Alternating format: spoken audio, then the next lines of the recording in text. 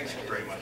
Well, thank you very much for the kind introduction. As Hayden may have mentioned, I don't have any PowerPoint slides, so I'm just, off the top of my head with most of this stuff. It's nice to be here. Nice drive up here, beautiful day. So, just by way of biographical background, you got some of it. I am an elected school board director in the Pennsbury School District in Bucks County. I'm also the president of Stop Teacher Strikes, and that's a grassroots group that we decided to call it Stop Teacher Strikes just because we're too lazy to write a mission statement. We kind of figured, everyone gets the idea. And that whole issue, and the reason I'm even actually standing here today was because, I was born and raised in the UK.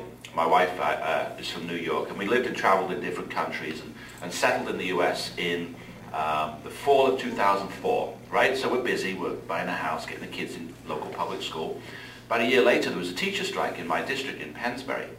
And I remember at the time thinking how bizarre this was. I'm new to Pennsylvania, getting settled. And I never even heard of such a thing called teacher strikes, because we lived in Switzerland for 5 years, and in Switzerland they're too busy teaching their kids to speak 3 languages ready to compete in a global economy. They tend to think of kicking kids out of school as rather a bizarre thing.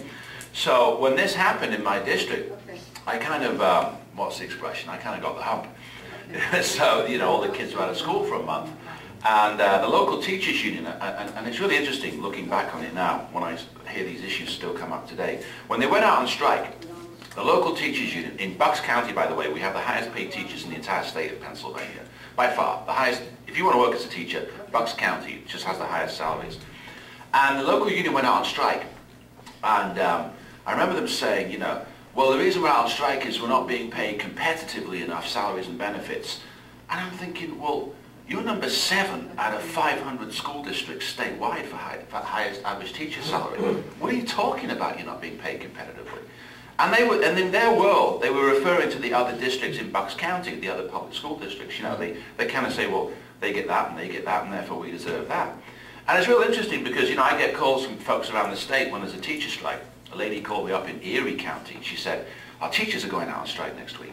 Do you want to know what the controversy is about? And I said, well, look, I'm not from Erie. I haven't followed the news up there, but I already know what the issue is about. Your local union is saying they're not being paid competitively enough vis-a-vis other districts.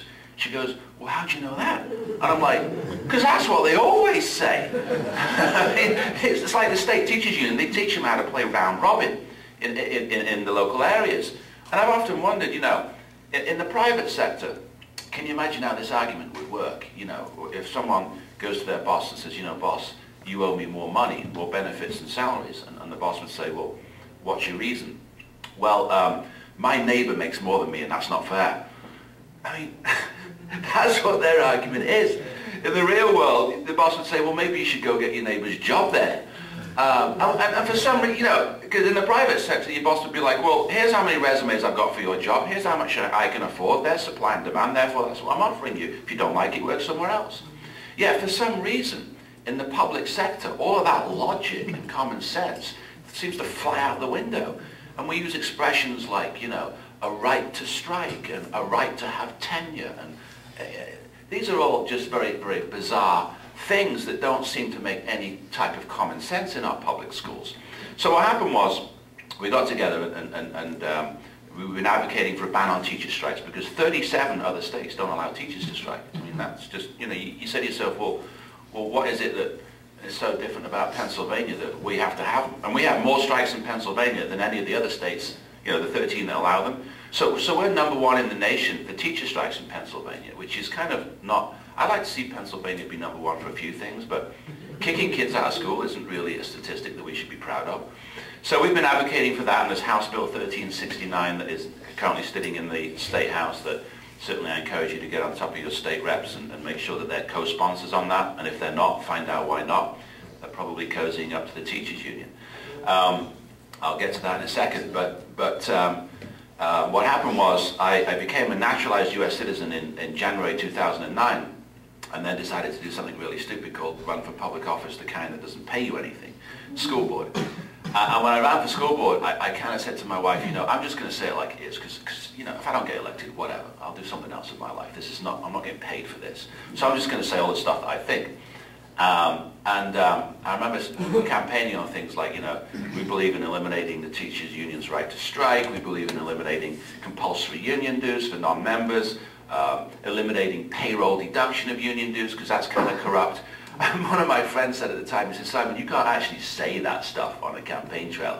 Like, you'll never get elected. He said they'll be busing, union people up from Philly to deal with you and shipping them over to Delaware from Trenton. And I kind of remember saying, I live about 3 miles from Washington Crossing. It's a famous little village, you may have heard of it. And I said, well, I'll tell you what, let's just have all those Trenton Union people rowing over to Delaware. Meet me in Washington Crossing, right? We'll bring modern day meaning to the expression the British are coming. So I'll have a big fist fight. My friend is like, oh, this is going to be a wild school board campaign. And it's really interesting because my running mate and I, what happened was we started campaigning on all of these messages and we won every single voting precinct. It was like a total landslide.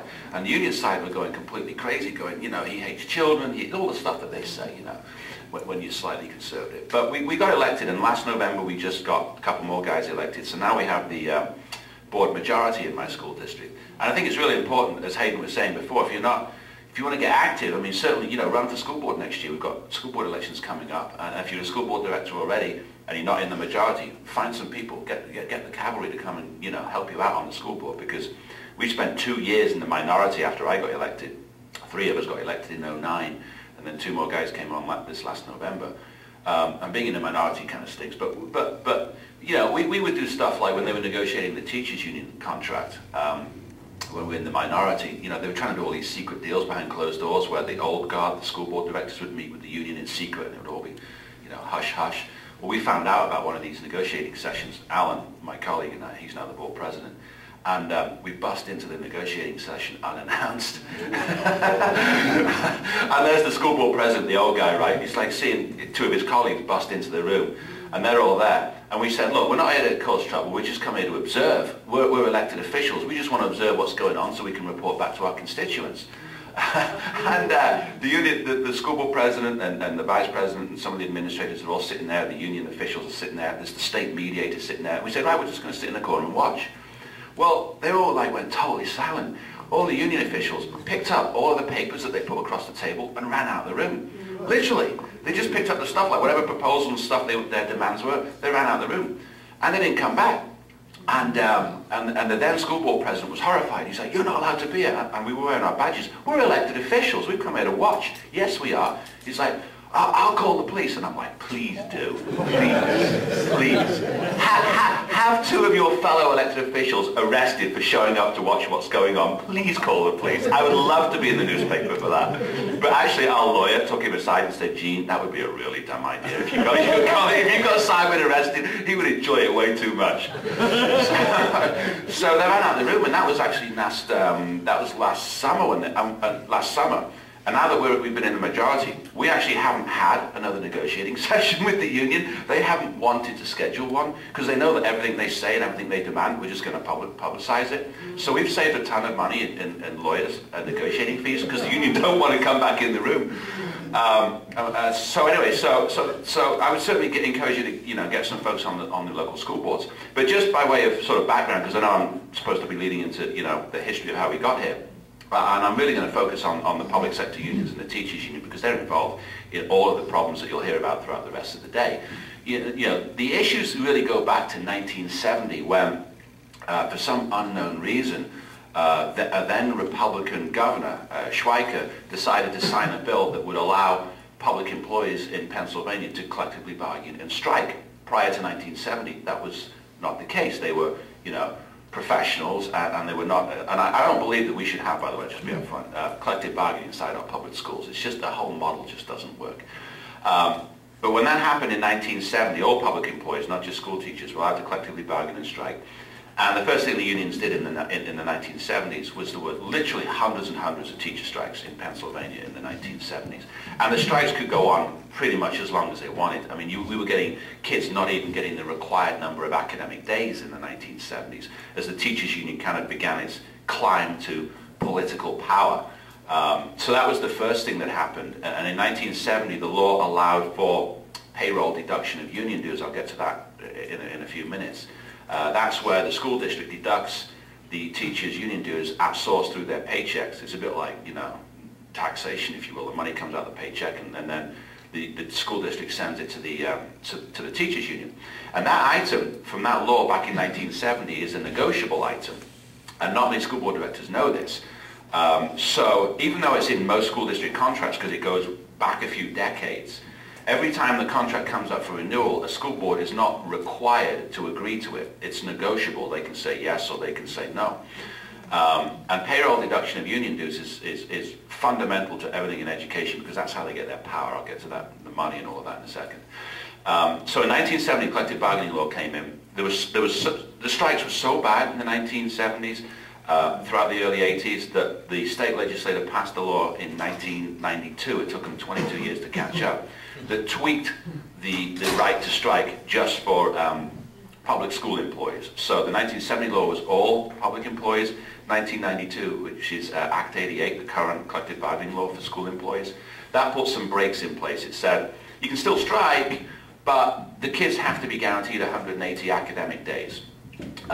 So the strike has to end at a certain point, and how long the strike lasts depends upon what part of the school year they take it in, because the law says 180 academic days. So if they strike in the fall, like they did in my district, they can strike the longest, because then they have the most, if you will, days that they can use up, teacher workshop days, scheduled vacation days, before they have to go back to work, which is why they went out for a month. Went out in October in my strike. If they struck in May, maybe they could go out for a week. So the law says it has to stop at a certain point. They can strike up to 2 times a year. So it has some breaks in place. And it's really, because the law says that kids are guaranteed 180 academic days, what it really means is that which the teachers get paid for. They don't get paid when they go out on strike, but they get to make the money back because of the requirement to still teach the kids the same number of days. So it's really like a strike for free proposition that the teachers union has in Pennsylvania, which is unlike the private sector. You know, if a unionized employee in the private sector goes on strike, as part of the decision making, they probably sit down with their spouse, their family, and they say, you know, the employer doesn't give us what we want with it, the union wants to go out on strike. And they're going to lose money. I mean, they're going to lose real wages from the time that they're out. And those union members in the private sector have to factor that decision into the decision whether or not to strike. That's not true with school teachers. They could basically say, well, we can go out on strike. We're going to get pretty much 100% of pay for the year. What the heck? You know, and I think that's fundamentally wrong, because they impose all kinds of grief and mayhem on the parents who are scrambling for, you know, daycare. They've got to take time off work, because the strike law says the union only has to give 2 days notice. So you get 2 days notice that the schools are shut. You've got working parents. They're the ones that get financially hit. And the public employees going out on strike, they don't lose anything.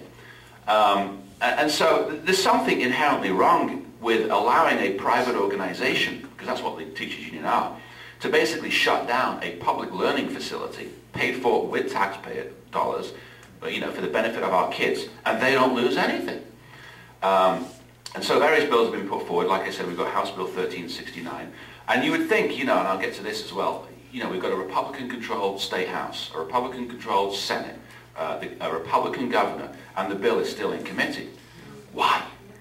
And I get very politically incorrect about this, because, you know, we have way too many Republicans in bed with the teachers union. Way too many. These bills should be coming out of committee, and we should be voted on the floor. We should see where all of these people stand, because the union can't win the argument. I mean, every time I get the union officials on TV or whatever, and we get into a debate, and they start using expressions like workers' right to strike. I'm like, a child's right to a strike-free education, right? I mean, I made the point, I said, you know, the right of a child to receive a strike-free education supersedes the right of a teacher to strike, period. Anyone who wants to argue with that, come on TV with me. And they can't win the argument. But what happens is, you know, too many politicians are scared. They don't want to go against the teachers union because they're scared of the backlash in the elections. Which is why I focus on, you know, the political power of the teachers unions, because their political power controls what comes out of Harrisburg, whether it's the strike law, prevailing wage is another one.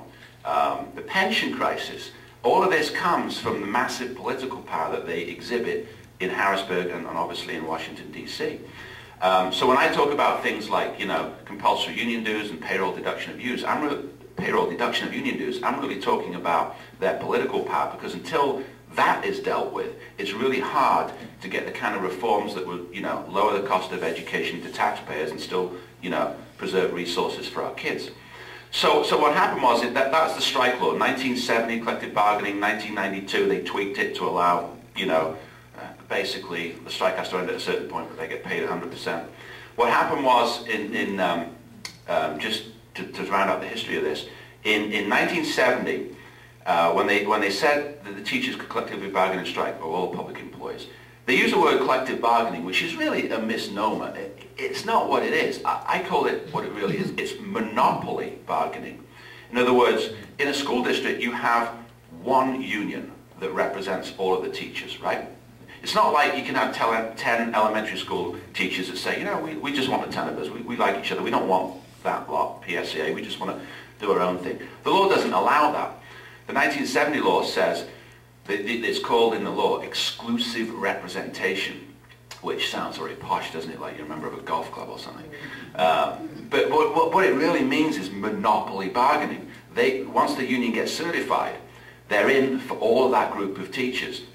And the law doesn't require an individual teacher to actually join the union as a member, but they're part of this compulsory representative, right? A teacher can't come into a school district and say, I just want to negotiate my own contract, I don't like the union, and I'm happy, surviving on my merit and my talent. The law does not allow that, which is absurd to me. And I believe that school districts, school employers should really be just contracting with individual teachers as professionals, as individuals, using the forces of supply and demand, paying people on merit. And I had this argument out with a liberal columnist in the Courier Times one time. And I said, because I get called, oh, you're anti-union, you're this, that, and the other. And I said, look, Kate, forget about the labels conservative and liberal for a second. I'm on the school board, right? If we get a vacancy for a first grade teacher or a kindergarten teacher, we're going to get 500 applications. I'll tell you right now, we could fill that position like that, no problem, highly qualified. We could probably fill it at a lower cost to taxpayers. At the same time, we're going to have a much more difficult job finding talent to get a high school math teacher or a physics teacher. We might get 2 applications. So why, Kate, she's a liberal columnist, don't you think it makes sense to say we should be able to offer more money to the math and physics teacher in the high school where we're struggling to get resumes, and we could probably offer less to the first grade for a first grade teacher and still get a qualified person. That way our kids get the talent for math and physics, taxpayers can save money on the first grade, we still get a good teacher. Doesn't that just make sense to you, Kate? She goes, when you put it that way, yeah, it does make sense, I'm like, right, so why aren't we allowed to do it? Oh, she goes, well, collective bargaining says everyone in the bargaining unit is paid the same. And I'm like, right, Kate, everyone in the bargaining unit is paid the same, which doesn't make sense when I can easily fill that position, struggle to fill that one. It makes no sense to say everyone should pay the same. She goes, no, it doesn't really. So she goes to me, so what you're saying, Simon, is you would eliminate collective bargaining, which means you would eliminate the teachers' union, and it's just nothing more than common sense. And I'm like, yeah. So I said, why don't you write that in your column the next day? So she writes this column, right? She's a real liberal columnist. And of course she has to preface it with stuff like, while I may not like his tone and his demeanor, and, because in liberal land I've learned that like all financial problems can be solved by like holding hands and singing Kumbaya together. I never understand like how liberals think like, no, I've got a $7 million deficit. Holding anyone's hand isn't going to fix that problem. So she says, well, his tone is this and the other. When it actually says about the union makes a lot of sense. Why is it that, we pay this for this and we can't use supply and demand? And so she's giving me some credit in her liberal column. Well, apparently, like the next day, all of her regular readers, all these liberal people, like, are phoning her, horrified. She said all these nice things about Simon Campbell, the evil, right-wing extremist conservative guy. So she goes, she calls me back the day after. She goes, all my regulars called in, they're very, very angry. I said, Kate, look, you were just talking common sense. If you can't handle it, just go back to your yoga class and relax. So she hasn't actually written another column like that. She just writes all this, goes back to her, whatever she writes about. But that's where I come from a lot of this stuff when I talk about the public sector unions, because it's just common sense, isn't it? Why is it that you have the 1970 law that says, monopoly bargaining? That's a form of compulsion. It's coercion to say you're not allowed as an individual employee to choose your representative. You should be allowed to choose. If you want to choose the union, fine. Choose a union, however many of you want to get together, and be represented by a union. But nobody should be forced to be represented by a union if they don't want to be. So what happened there, that's the monopoly bargaining law. I'll correct what I said in 1970, allowed for monopoly bargaining. Then in 1988, the unions go back to the General Assembly because the monopoly bargaining law says that they represent the people who join them as members and the non-members. So if you're a teacher that's not a union member, right, because you don't like the union for whatever reason, either you want to represent yourself or you think they're spending money on all these causes you oppose, you're not required to join the union as a member, but the monopoly bargaining law says you'd be represented by them. The unions go back to the General Assembly in 1988 and they said, basically they said this: it's not fair to us, the union, that we have to represent the non-members for free. That they don't pay us any union dues. That's not fair to us, the union, because we, the union, benefit the non-members because we bargain for them and we enforce the contracts, so on and so forth. We, the union, benefit these people, so they owe us their fair share of dues. This is the legal language that the law talks about. It's called fair share fees in union speak. And they talk about the Pennsylvania fair share fee law. What a ridiculous note of nonsense this is. Because, you know, the union's argument is we benefit them, so they owe us money.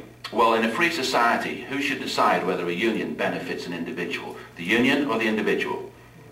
The individual, thank you very much. This is like something called individual, give me liberty or give me death. Remember all that, the founding of the country? Yes. So if an individual decides to join and pay the dues because they like the union, fine. But the law says if they don't join, they can now be forced to pay about 80% of the union dues, and it's called fair share fees. Because the union's argument is if they don't pay any money, then they're free riders. This is what they said. The union said they're free riders. They're not free riders, they're captive passengers. Because they can't choose who represents them. And the reason they want that law, and that came in 1988, is because it's nothing more than an artificial way to boost their so-called voluntary membership. Because if you're not a member, the union basically say, well, you're going to be forced to pay 80% of dues anyway. So for a few dollars more, you might as well sign up and get a vote on the contract and get our liability insurance. It's a racket. Because it's nothing, like I said, there were about 80,000 members statewide, PSCA, the teachers union, in 1988. Their membership exploded to now it's around 190,000. Because of that law, the law that says if they're not a member, you can be forced, I don't even call it fair share fees, I call it compulsory union dues, or theft, I think I've called it that one. I've called it a few different things, because the money is required to be deducted at source from the non-member's paycheck and sent to the union. So imagine you're a teacher, you don't like the union, you might want to represent yourself. First thing, you're not allowed to represent. Second thing, you're told you're going to be forced to pay this union as a condition of your employment. In what other, I mean, are we in, you know, sort of China where you have to be forced to pay a private organization for the right to keep your job? It's unbelievable that you can have compulsory union dues. Hang on a second, I'll get to the questions at the end, okay? So that law came along, and that was how the union got its membership boosted up to the numbers where they are now. And it is literally like taxation to the non-member because the money is deducted at source without requiring the employer's permission. Unions are the only organizations that have literally been granted the power of government, the power to tax someone's paycheck as a condition of their employment. And I've been a big, you know, opponent of this. The Right to Work initiative would ban this at the state level. But what's important to remember about that particular law is it's negotiable locally. So the Right to Work initiative, you may have heard of that expression, that would ban these compulsory union dues statewide. People get confused what Right to Work is. Right to Work is nothing more than saying, if you're not a union member, you cannot be forced to pay any kind of union dues. That's all it is. I mean, people get, you know, that name gets mixed up. But in the meantime, until, you know, hopefully we pass a Right to Work law, local school boards, counties and the state officials that negotiate contracts have the right to say yes or no to that particular contract provision, the so-called fair share fees. So when we got, you know, took over the majority of Pennsbury, we're the only school board I know in Pennsylvania that has proposed, because it's negotiable, it technically has to be agreed, to eliminate the compulsory union dues provision, such that non-members wouldn't pay them a nickel. And when the union screamed that wouldn't be fair to us, I'm like, you know what do you mean it would be fair to you? I'll tell you what would be fair to you, we'll go to Harrisburg together, change the law so that you only have to represent your members. How about that? I mean, isn't that logical? Why should a union be allowed to represent people who aren't its members? It's ridiculous. What other organization gets to force its representation onto someone? So I encourage all local school board directors in the room, I know we've got a few, at contract time to say, we're not agreeing to this fair share provision again. Forget it, okay? If you're not a member, we're not forcing anyone. That's one thing. Payroll deduction of union dues, again, is another item that is negotiable locally between school boards and directors, and unions, sorry. And that goes back to the monopoly bargaining law. It's in just about all of the union contracts around the state of Pennsylvania. I'm sure all 500 districts have it. A lot of school board directors don't know that it's negotiable. So, which is why, you know, if you're a board director, make sure you know, and if you're not, contact your local board directors and tell them to negotiate this garbage out. Because, and we're the first board again in Pennsylvania to say we're not going to collect union dues through members' paychecks. And you know, I take the view, you know, you don't see the words union bagman tattooed onto my forehead because I'm not one. You know, why are we using, because union dues, let's face it, is political money, right? They lobbying and get out the vote drives and they pay $100,000 lobbyists across the street in Harrisburg. It's political money. They have PAC money, which is technically legally separate. But there are school districts, by the way, that deduct PAC contributions, direct campaign contributions, through teachers' paychecks, which is mind-boggling to me. That's direct campaign influencing money.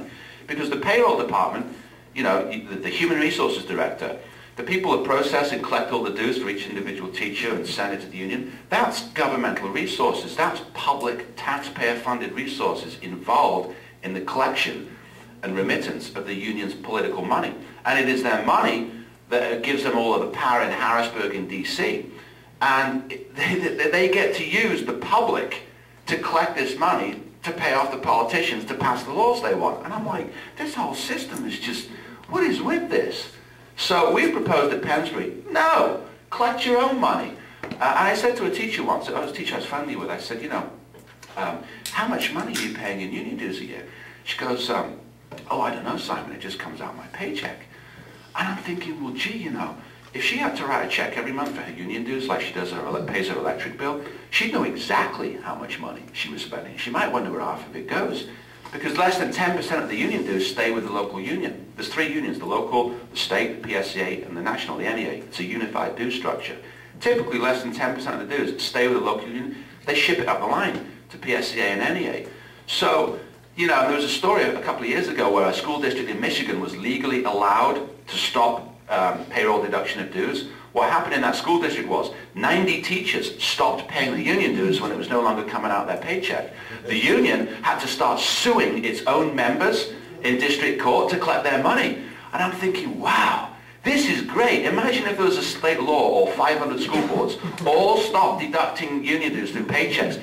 The PSA would have like tens of thousands of teachers who wouldn't be paying the dues. We'd be all over the national news, you know, teachers union in Pennsylvania sues 15,000 teachers for non-payment of dues. I'm like, yes, this is where we have to go. Let's cut off the money to Harrisburg and have the union sue its own members. This would be fantastic.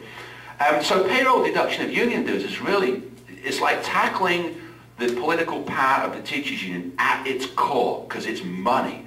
It's the coercion of individuals, non-members, to be forced to pay the dues. That boosts their membership. Then it's using government to collect the money. And until we get realistic about tackling the source, which is really what those items are, of the union's political power, how do we expect, you know, these laws to change? Because it's the unions that are getting these defined benefit pension plans that, you know, pushed through onto the back of taxpayers. In 2001, when they pushed through that pension increase in Harrisburg that gave our state legislators a 50% bump and school employees a 25% bump. I have it from Darryl Metcalf, one of the more conservative Republicans in the State House. He told me that back then, the teachers union went to the entire Republican caucus and said, if you give us this 25% increase, we'll leave you alone in the elections next year. I mean, it's just mind-boggling that they get to say stuff like that. And apparently there were 4 State House Republicans that refused to play ball, and they're all put on the campaign hit list, and Darryl was like number 2 on the union's hit list, and he was very disappointed. He said, you know, I want to be number 1 on their hit list. I'm like, no, Darryl, I'm number 1 on their hit list, okay? My school board election next year, I want to be number 1 statewide on their campaign hit list. But this is what goes on in Harrisburg, you see.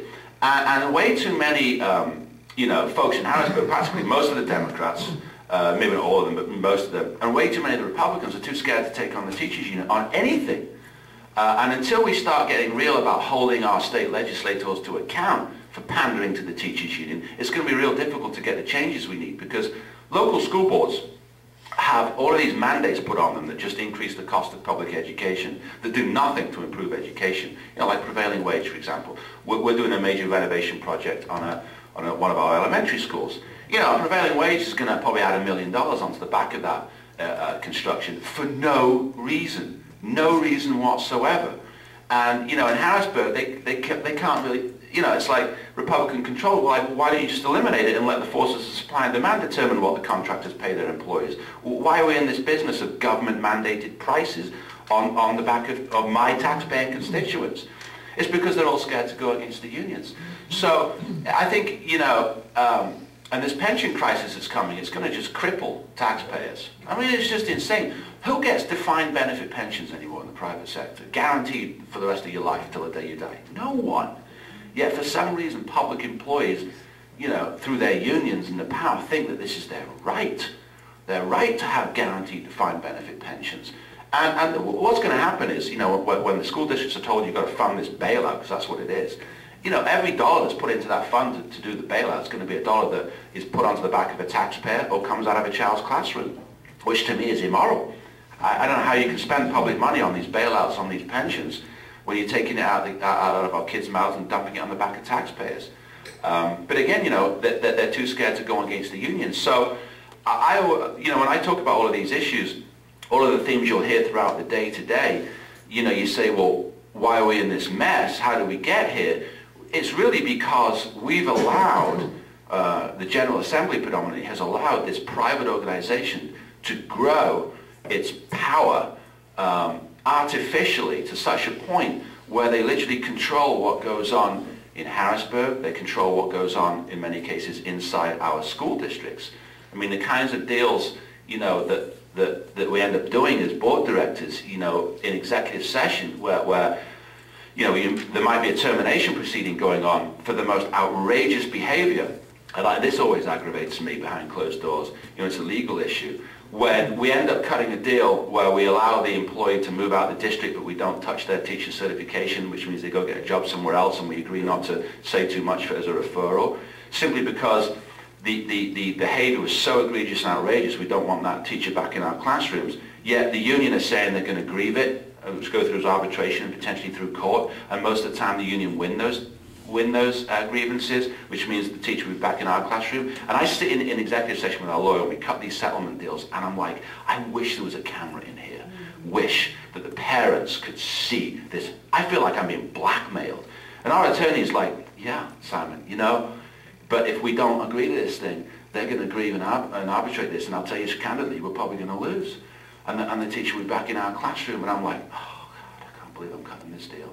And this is what goes on behind closed doors because of the power of the teachers union inside of our school districts. And they should never have that kind of a power. We have a law, case precedent, that says when a teacher's contract expires, something called status quo kicks in.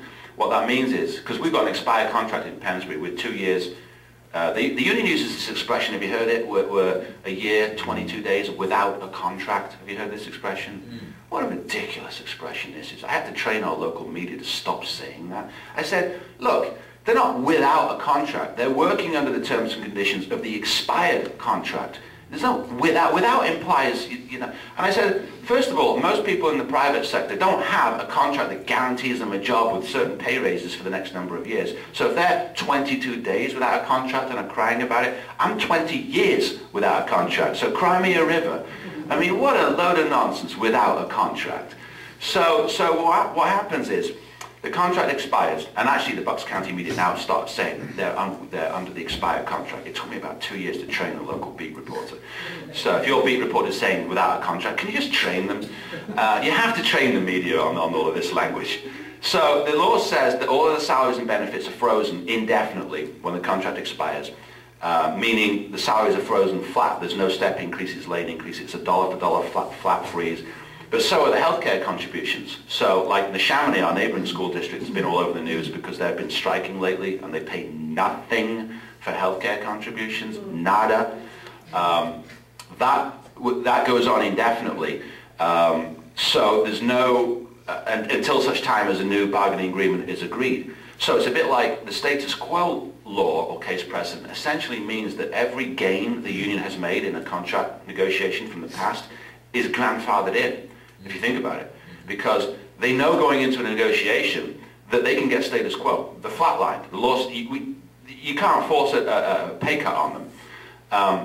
So they go into negotiation basically saying, well, we can't go any worse than we're currently getting, so we want to settle for more. And we won't settle until we get more. and if we don't get more, then, well, we can always shut the schools down and go on strike. And the law says, state law says that you can't furlough teachers, staff, for economic reasons, which is another insane state law. Because in the private sector, I mean, as unfortunate as it is, sometimes you have to downsize to stay afloat.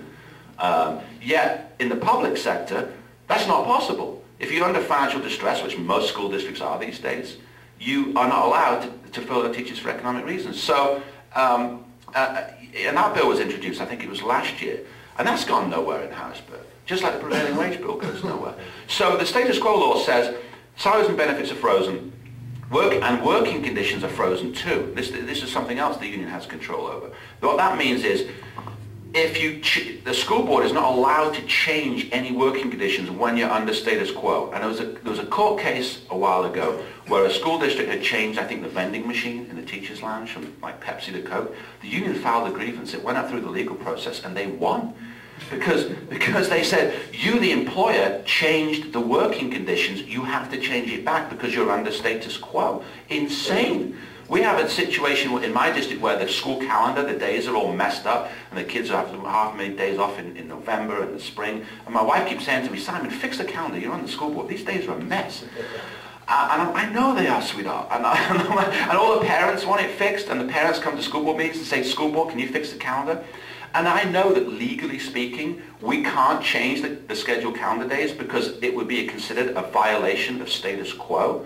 And the union president, when all the parents were mouthing off, they want the calendar changed, had the nerve to show up at a school board meeting, right? Sat at the microphone and shouted at all of us on the school board. He said, you give us a contract and we'll give you the calendar.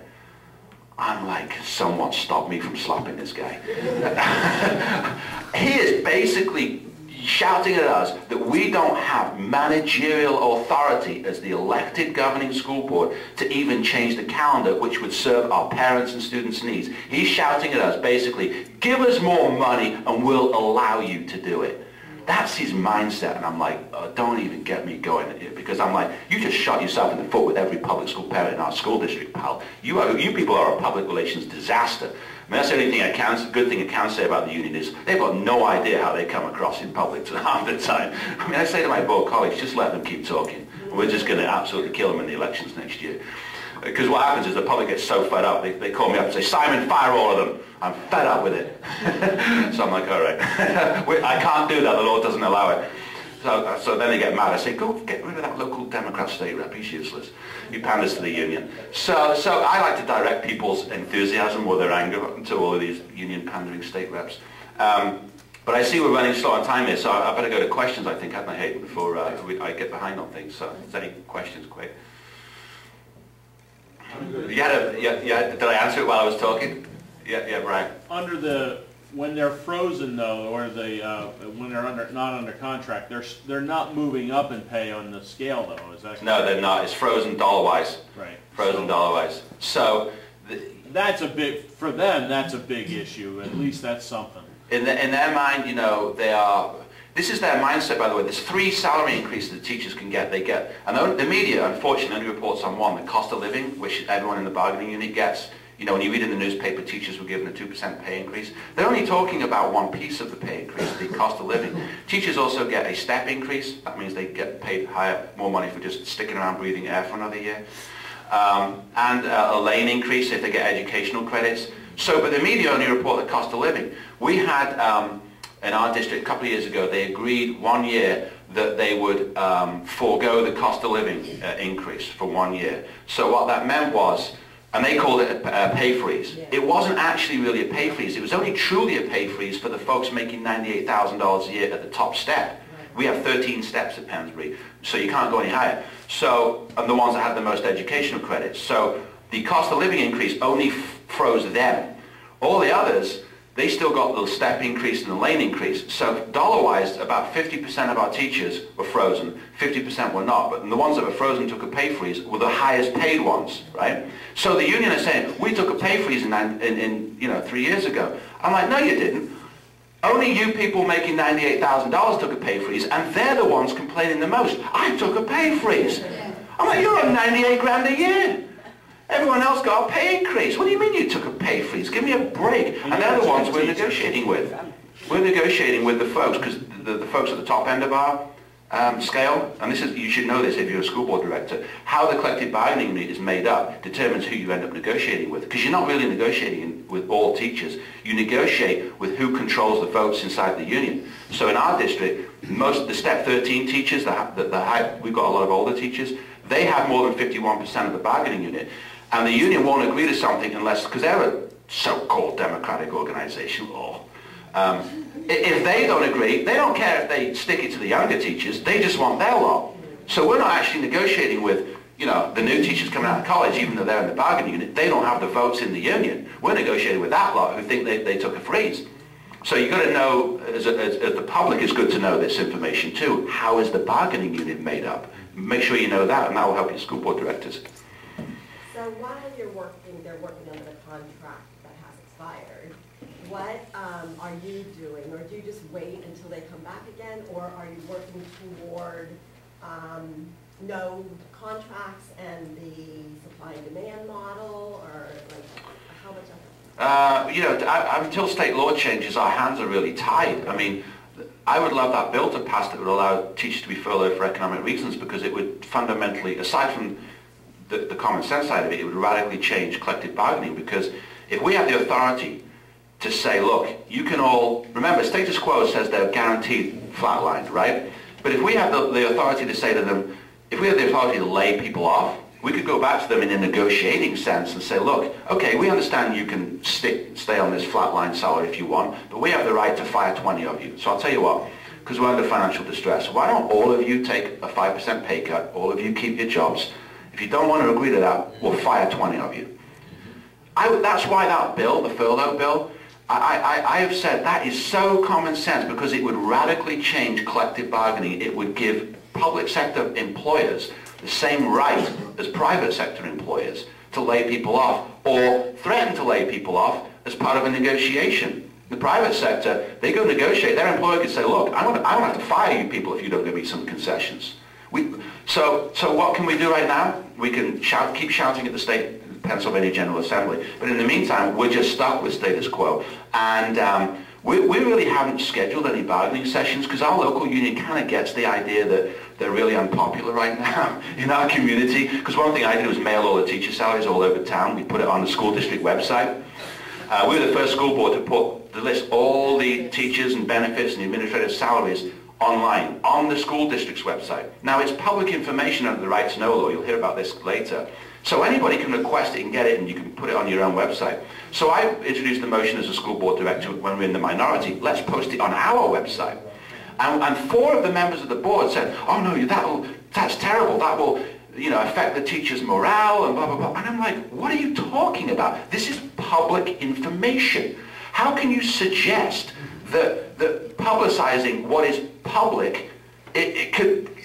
I'm like, I don't understand some of these people's logic. If someone can request it and stick it on that website, what's the difference? Put it on ours. That'll save people making a right to know request. So we put it on our website. The teachers union went, rah, rah, like all like this, and then they calmed down and they're used to it. We mailed the salaries all over town. So what we've done is really just work on public opinion. And I think that's actually, what can you do? That's very important, because we have not had labour strikes at Pensbury, even though we've got 5 really die-hard Conservative members, because we keep talking to the public. They only strike the union if they believe they can get sympathy from parents. I love my teachers, and that school board's evil. So I would suggest that, you focus on public opinion. And our teachers are working every day. They had an expired contract for 2 years. We might go 10 years. I don't know. Can't you go on the website, openpa.com, go into the union contracts and get every teacher's salary off of there so you can publicize them? I think the Commonwealth Foundation will put out, I mean, Priya will talk about that I later. believe it's the website, openpa.com, you can go on there and find any union contract you want. Yeah. And I know I can go on, I've looked at some of the administrators' salary, I've gone on there and found some of the administrators, I think all the teachers' salaries are on there too. Yeah. And that would be a good way for everybody to publicize the teacher's salary. So, well, certainly, like locally, you can do right-to-know requests of your school districts and publicize them on your own website, the Lehigh Valley Tea Party's website. You know, if you want to just make it a county-wide local thing. You're right, Tom. You can't get those on open EPA. Yeah. It's all the teachers. Good way to get them, you might as well. You've got them there for which district? Oh, that's mine? Yeah, if you want a model of what, I mean, what we did with our, sometimes with the right to know law, I don't want to jump into Priya's section, the school districts will play legal games with you and say, well, the record doesn't exist in that format, we don't have to give it to the public. What we did at Pensbury is we told our HR director to create a document that has salaries, retirement, pension, vision, medical, and total comp for every employee in a spreadsheet. We had our HR director create that, so it exists in a legal sense. And then said, that's what we're putting on the website. So if you want, like, I think that's what we've done at Pensbury. So it's total compensation, it's not just salary. Some districts will play games with you with the right to know law. Yeah, I was going to say that. So we've got on, they're not current. They're not current, right? So if you want the most current, put in a right to know request to the local school district or however, whatever school district you want, and tell them you want total compensation. The good districts, the ones that are open and transparent, will give you it. And the ones that aren't will say, well, you know, we don't have to legally give you that because it doesn't exist. Now, they can play games. Now, because I'm on the board, we don't play games. It's like, Betty Ann, get all the data on there and we're putting it on the website. So that's very important because I'll tell you what, when the public sees the packages, the compensation packages, they get riled up, really. They really do. And you want to, you know, and again, this ties into, and that's when you can start talking about all these themes, like the pension crisis, because what I did is, one of the columns in Pensbury has a figure for retirement, right? And that, it's the PISA crisis is a multiplier of salary. So right now it's 5.65% of salary that school districts have to pay into the PISA's fund, and that's the figure next to each employee's salary. When I put this out there around my community, I said to understand the pension crisis, you've got to look at an individual's salary. Look at the figure next to it, which is 5.65, and understand that in a few years' time, the figure in the retirement column is going to go to 15, and 20, 25, and 30% over the next several years of that person's salary, right? That's how PISA's works. It's a multiplier of salary. So what can school boards do? And I campaigned on this. I said the only way to mitigate, to offset the pension crisis, is not to increase anyone's salary, because it's a bit like knowing that a tsunami is coming. Because if you've got a teacher making, say, 100 grand, I'll pick a figure, and you have to pay in 5.65%. All right, so right this year you pay 5,600, right? When the pension multiplier is, you know, 10%, then you've got to pay $10,000 off that $100,000 salary. But if the salary is higher, because you've increased the salaries in the contract, then you're paying that 15% PISA on a higher number. So it's a bit like saying, the school board directors, I see these in the newspaper reports, such and such school district voted to increase teacher salaries 3%. And I'm like, you know, it's like knowing this pension crisis is a tsunami that's coming and then saying, let's just make it even worse. Let's just make that tsunami even bigger so we will absolutely get crushed by it. So I've taken the view with PISA's as a local school board, the only thing we can realistically do until they fix the mess in Harrisburg is freeze everyone's salary. How can you increase the salary? Because that makes the pension crisis even worse. You know, when I campaign, I'm like, we might have to freeze salaries for the next 5 to 10 years. You can imagine that may be popular with the teachers union. But, you know, that's the reality of it, isn't it? It's a get these figures from school boards and understand the pension deal. I know I'm running over a little bit here, Hayden, so. Can you wrap it Yeah, up? I'm gonna take another question. And then last question, yes, sir. When you campaign, would your target people be the people without children in school anymore that want to remain in the community and lower their taxes, the school taxes? To me, that would seem the ideal people to go after to try to place a school board that would be apathetic to them. Yes, in a purely political sense, most school districts, I don't know about yours around here, about 70% of households, 75% of households do not have kids in the local school district. So the only thing they get from the school district is a tax bill. and and historically public school parents don't vote in the greatest numbers. The seniors come out and vote in big numbers. So when we were campaigning, yes, you want to make education a theme, but when we were campaigning, we made taxes and all of these types of issues the predominant theme, because you know that the teachers union are going to be out. Every teacher is going to be voting for their candidates. They might get a few liberal parents voting for theirs, but if you get the taxpayer vote out, taxpayer vote crushes everyone else's. And that's why, yeah, running for school board, we want to focus on the taxpayer votes. This is what this school board's been doing for several years. They're in bed with the union, the secret contracts, the spending, blah, blah, blah, blah, blah. That's pretty much how we got elected, publicizing the salaries. Do you see these figures? He agreed to it last time, that guy. He gave them all these raises. And I'm not agreeing to it. And the union don't like me, but I'm representing the taxpayers. So that's politically how the school board elections, I think you win them, yeah. Yeah, I think I better wrap up. Thank you. Thank you very much for having me.